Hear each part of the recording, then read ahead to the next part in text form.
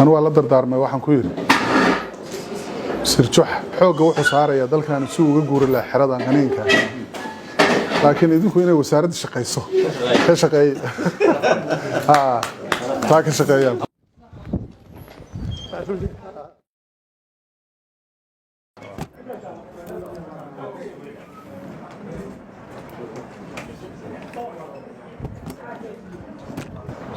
عبدي فرح سعيد شحة waxaynu wada ogsoonahay nin maanta institutionku qabto shaki laga gelinaya xagga u dhaqaajinaya maahan laba arrimoodba waa midda koowaad waa nin la soo tijaabiyay oo wasaaradda waxbarashada Puntland aad ogtiin sidoo u soo dhisay muddadii uu gacanta ku hayay siyaasadaheeda iyo gundhigeeda oo maanta xataa dawladda Soomaaliya iyo dawladaha xubnaha ka aba ay dhinaca waxbarashada ka deegtaan ama ka tixraacaan waxay inteeda badan la dhisay xilliga wasiirka ka ah hadday ahaan lahayd midaynta manaahijta iyo siyaasadaha kala duwan ee wasaaradda waxbarashada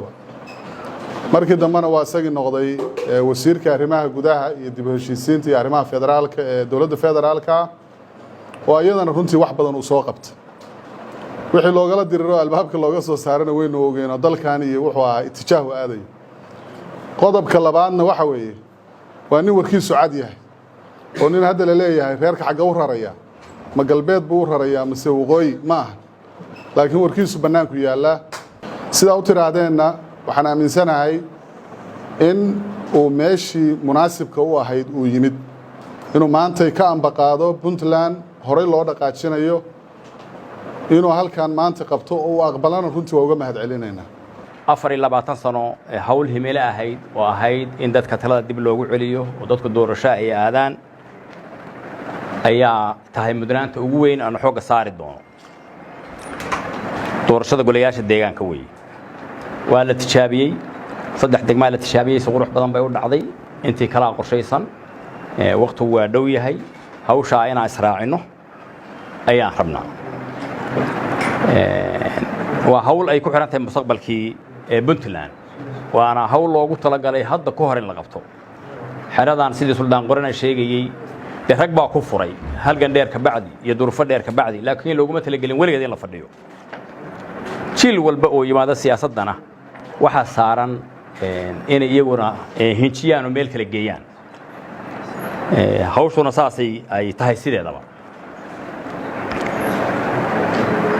aniga marka waxaan xiranayaa siiriga rifriga kubadda dadka ciyaara garsooraan ahaanaya garsoore waxaan u ahaanayaa hawsha taala waxaan rabnaa guddi madax bannaan oo doorasho oo aan la farag gelin oo shaqadiisa wata taageerada ay u baahan yihiin adduunka iyo dawladda ka hela ururo siyaasadeed oo kalsooni ku qaba doorashada inay ka qayb qaataan oo iyaguna kalsoonida ku qaba shaxda la ciyaarayo ururada bulshada iyo saxaafadda iyo mucaaradka iyo cid kasta oo su'aal qaba oo iyagana processka lagu qanciyo beesha caalamka oo laga rabo barnaamijkan inay maal geliso oo iyadana kalsooni barnaamijkan doorashooyinka lagu tuso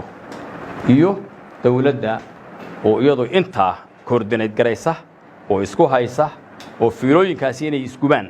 kala ilaalisa qarda jeeximeyno waana guureyna inaan nabad ku kala keenana waa rabnaa in la ku aaminana waa rabnaa in la kula shaqeeyana waa rabnaa